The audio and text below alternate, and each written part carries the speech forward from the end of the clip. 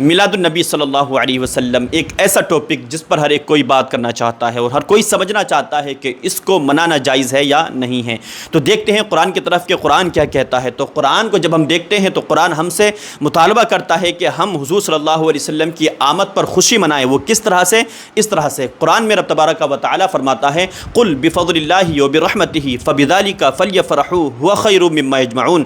اے محبوب آپ فرما دیجئے اللہ کے فضل اور اس کی رحمت پر انہیں خوش ہونا چاہیے اور یہ اس سے بہتر ہے جو وہ جمع کر رہے ہیں۔ یعنی اللہ تبارک و تعالیٰ کی رحمت اور اس کے فضل پر خوشی منانا یہ ہماری دولت سے بہتر ہے، اس دولت سے جس کو ہم جمع کرتے ہیں۔ تو اب بات یہ آتی ہے کہ رب تبارک و تعالیٰ کا فضل کیا ہے، اس کی رحمت کیا ہے۔ تو ہم قرآن کو ہی دیکھیں گے، ہم قرآن کے اندر ہی کھنگال کر کے دیکھیں گے تو ہمیں آیت ملتی ہے، رب تبارک و تعالیٰ فرماتا ہے وما ارسلناک الا رحمۃ للعالمین، اور ہم نے آپ کو سارے جہان کے لیے رحمت بنا کر کے بھیجا ہے۔ تو اس کا مطلب کیا ہے؟ رب تبارک و تعالیٰ نے ہمیں بتا دیا کہ اللہ کی رحمت پر ہمیں خوشی کا اظہار کرنا ہے، ہمیں جشن منانا ہے، ہمیں رب تبارک و تعالیٰ کا شکر ادا کرنا ہے۔ اور پھر فرما دیا کہ رحمت کیا ہے؟ رحمت ہے حضور صلی اللہ علیہ وسلم۔ تو ہم کیا کرتے ہیں؟ ہم حضور صلی اللہ علیہ وسلم کی آمد پر خوشی تو مناتے ہیں، رب تبارک و تعالیٰ کی طرف سے ہمیں یہ رحمت ملی جو کہ سب سے بڑی رحمت ہے۔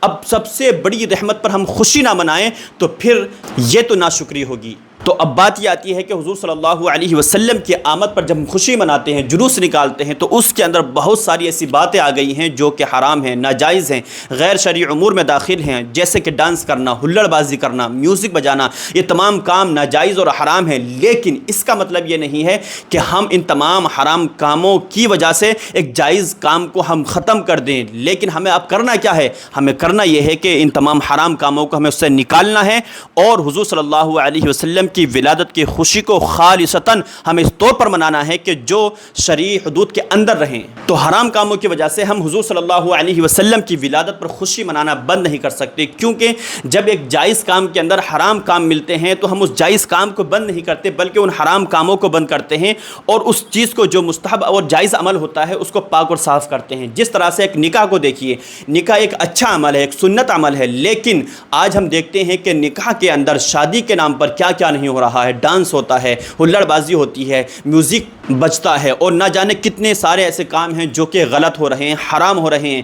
تو اب ہم یہ تو نہیں کرتے کہ ہم ان حرام کاموں کی وجہ سے ہم نکاح کو ہی ختم کر دیں اور جو نکاح کا ایک سسٹم ہے جو حضور صلی اللہ علیہ وسلم کی سنت ہے ہم اس کو ختم کر دیں، ایسا ہم کبھی نہیں کرتے ہیں۔ تو جب ہم یہ نکاح کو ختم نہیں کر سکتے تو پھر ہم حضور صلی اللہ علیہ وسلم کی ولادت پر خوشی منانا کیوں بند کر سکتے ہیں؟ تو ہمیں کرنا یہ ہے جو بھی غلط کام اس کے اندر آ گئے ہیں ان تمام کو ختم کرنا ہے اور حضور صلی اللہ علیہ وسلم کی آمد پر خوشی اچھے سے منانا ہے۔